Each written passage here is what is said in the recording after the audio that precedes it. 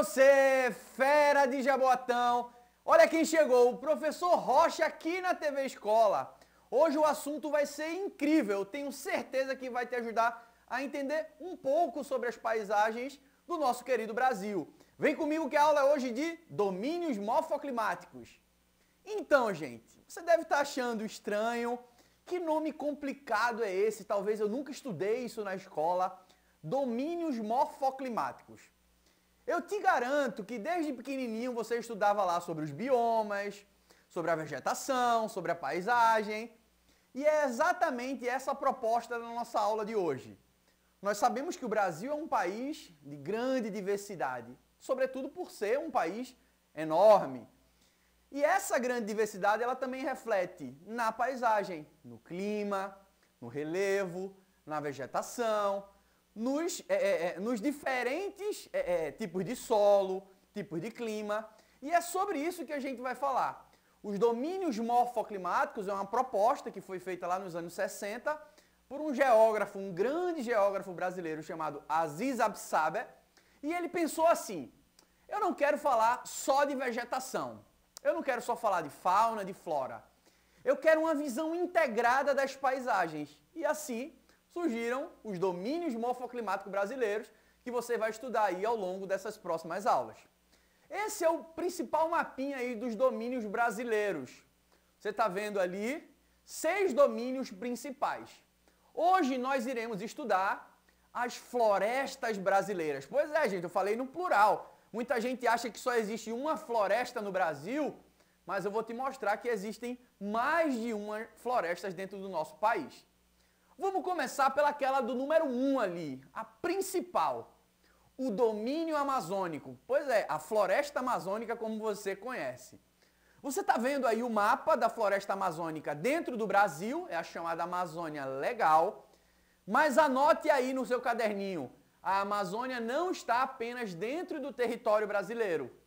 Ela aparece em alguns países ali na América do Sul. É o caso da Venezuela, das Guianas, da Bolívia, do Peru. Porém, ela é uma grande extensão, é a maior floresta tropical do mundo. Quando eu digo assim, uma floresta tropical, o que significa isso? É uma floresta que está dentro das linhas dos trópicos. E o trópico é aquela, tem o trópico de Câncer, o trópico de Capricórnio, essa é a região mais quente aí do planeta. Falando em calor, observe esse gráficozinho que está aí do lado, vai colocar na tela. O nome dele é climograma e é fácil entender. Ao longo da aula você vai ver alguns climogramas. Essas colunas azuis, elas correspondem à quantidade de chuva, chuva que se mede em milímetros. E você observa que quase todos os meses do ano choveu muito. E quando não choveu muito, choveu muito, muito, muito. Pois é, a Amazônia é essa, uma floresta extremamente úmida, localizada naquela região equatorial. Então você vai anotar que o clima da região amazônica é o clima equatorial. Aquela linhazinha que você está vendo na tela, ela aponta aí a variação de temperatura. E você percebe que quase ao longo do ano inteiro não teve grandes alterações na temperatura do clima da Amazônia. Você vê ali entre 24, 26, ou seja, estamos falando de uma região de clima úmido e que tem pouca variação de temperatura ao longo do ano.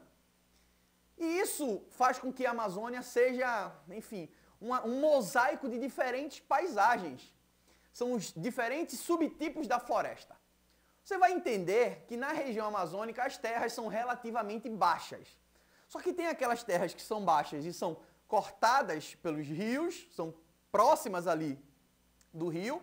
A propósito, a bacia amazônica, que é formada pelo conjunto de rios que drenam aquela área, corresponde à maior bacia hidrográfica do planeta. É muita água, gente.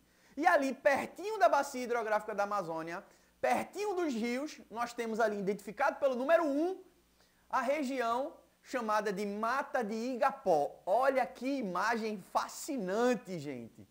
É uma mata submersa, ela fica ali permanentemente alagada pelos rios. E detalhe, a fauna, a flora, toda essa riqueza biológica específica dessa zona de inundação, a chamada Mata de Igapó. Inclusive com algumas espécies de plantas aquáticas que se adaptam muito bem a esse ecossistema alagado aí ao longo do ano. Voltando para essa outra imagem, você vê que fora, nas bordas aí da região da Mata de Igapó, aparece ali, representado pelo número 2, ainda num lugar abaixo, a chamada Mata de Várzea. Pois é, gente. A Mata de Várzea, ela sofre efeito do período da maior quantidade de chuva, onde o nível dos rios sobe, portanto, ela é alagada durante as cheias. Entendeu a diferença? A Mata de Igapó é sempre alagada, já a Mata de Várzea, ela se alaga aí durante o período das cheias. Porém, toda vez que você lembra da Amazônia, você lembra daquela floresta fechada, densa, literalmente um pouco mais escura, né? Embora esteja na região de extrema radiação, de muito sol, mas a copa das árvores, ela forma uma espécie de dossel. É como se fosse um imenso guarda-sol. E aí toda a biodiversidade da Amazônia, parte dela está ali, no escurinho da floresta.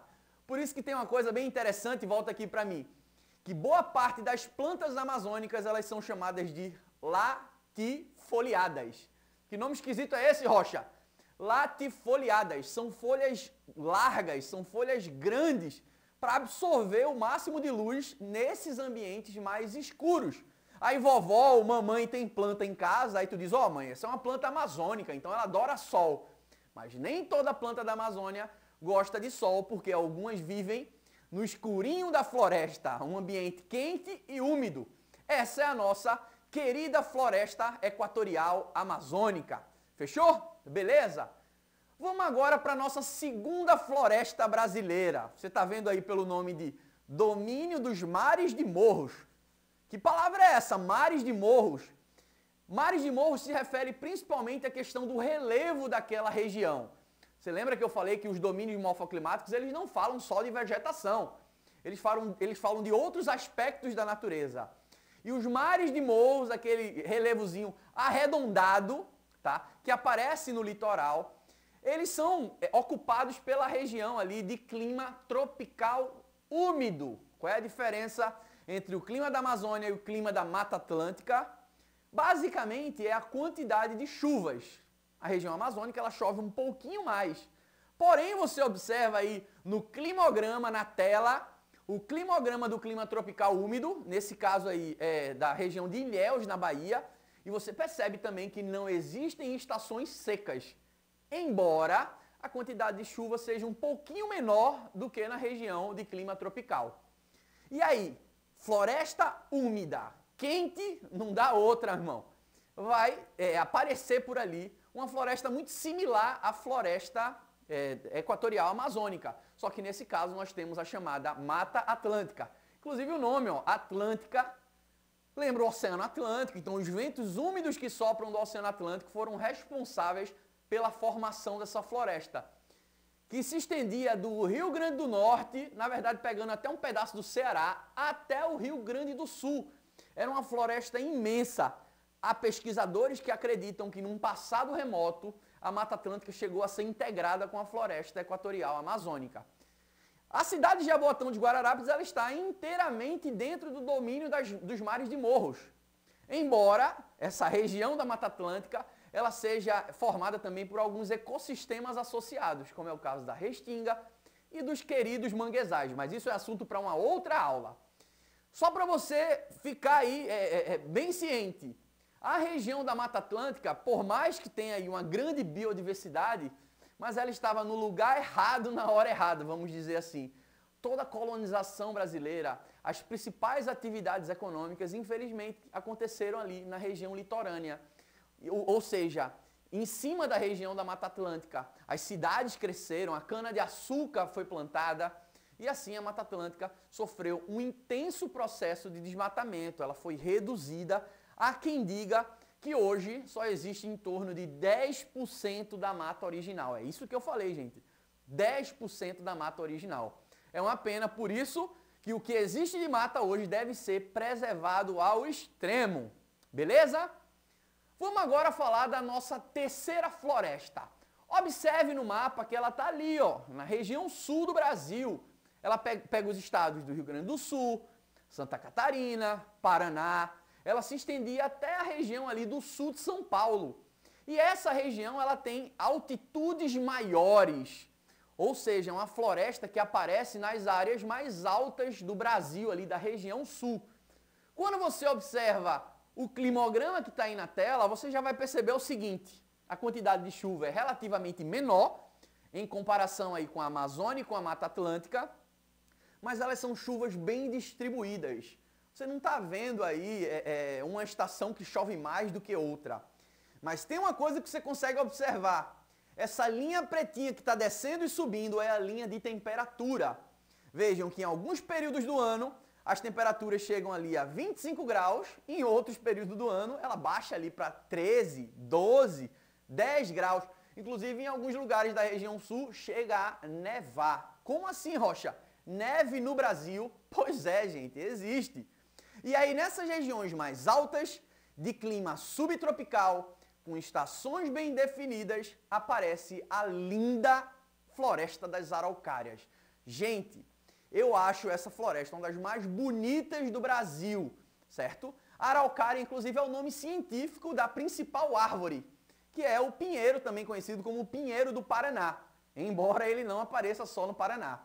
E eu vou te dizer o porquê eu acho essa floresta tão linda, principalmente pelo formato das suas folhas. Tá? Vocês vejam que as folhas das araucárias, diferente da Amazônia e da própria Mata Atlântica, que são folhas largas, latifoliadas, essas folhinhas aí elas são pequenininhas assim, parece uma espécie de agulha, uma espécie de espinho. E é exatamente isso que faz com que essa região consiga suportar baixíssimas temperaturas.